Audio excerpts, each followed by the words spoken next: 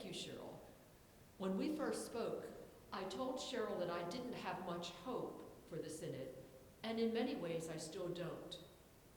I think this is a time in history of great impasse, growing divisions in the church, especially U.S. bishops' leadership, our government, and the sharing of economic goods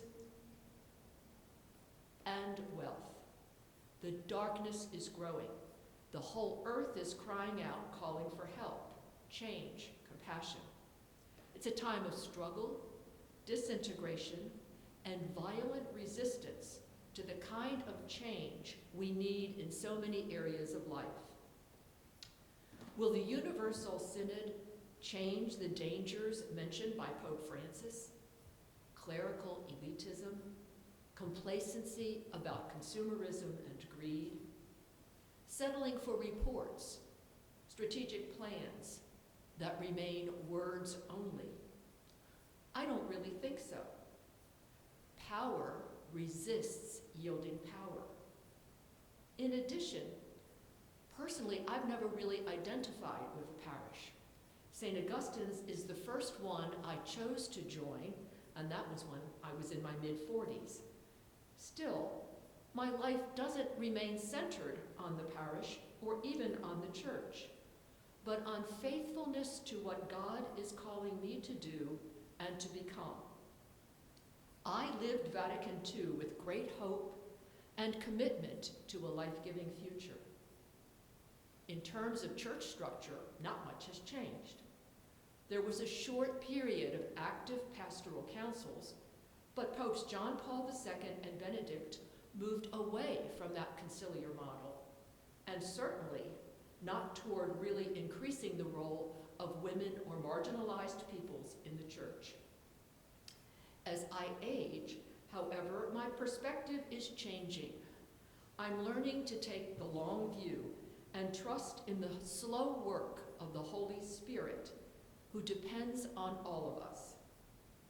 So when I am overwhelmed by the darkness, the divisions, the violence in the world, in our country, and in the church, I find hope in the many social movements springing up that recognize the need for change and are protesting for justice and seek deep faith in the living God, a faith that crosses denominational and even religious boundaries.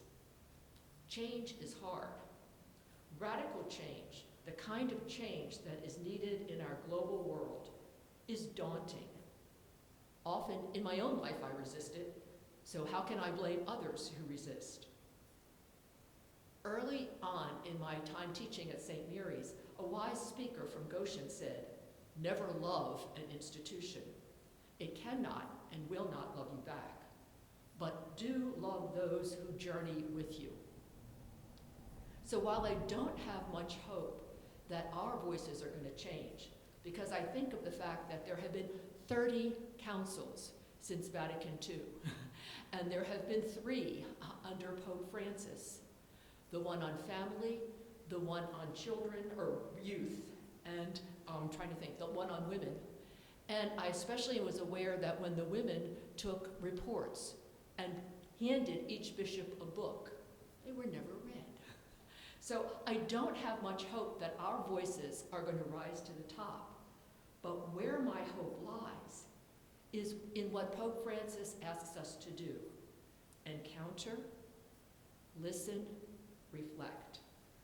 And I think back to my high school days and the Catholic Action slogan, think globally, act locally. So what keeps me coming to St. Augustine's is our size and the living faith of the members of our community. We meet, we listen, sometimes better than others. We argue at times, but we share our convictions, and we share with those with whom we agree and those with whom we disagree. We reflect in our town hall meetings and in our casual conversation. And so the two sides we're living through right now, the darkness and the difficulty, and the hope and the light that's emerging, really speak to me of what can happen. Pope Francis is asking us to help form a different church. We might not be able to change the church universal, and we might not be able to come all that different. But when I think of the questions that Cheryl asked us last Sunday, what do we think is going well, what do we think can improve, and what can we do about it? I guess I came up with 3 questions that were really prompting me. And the first one was, what is mine to do as a member of the St. Augustine's faith community? The second is, what changes in my life is the Holy Spirit inviting me to make? And the third is, how can we discover and help each other use our unique gifts to move our part of the church into a better place in the world? Our lives are a process, and Pope Francis reminds us that synodality, we love these words, these big words, is really a process of walking together and standing together in the truth. So we're together on the way, and that's where I find hope.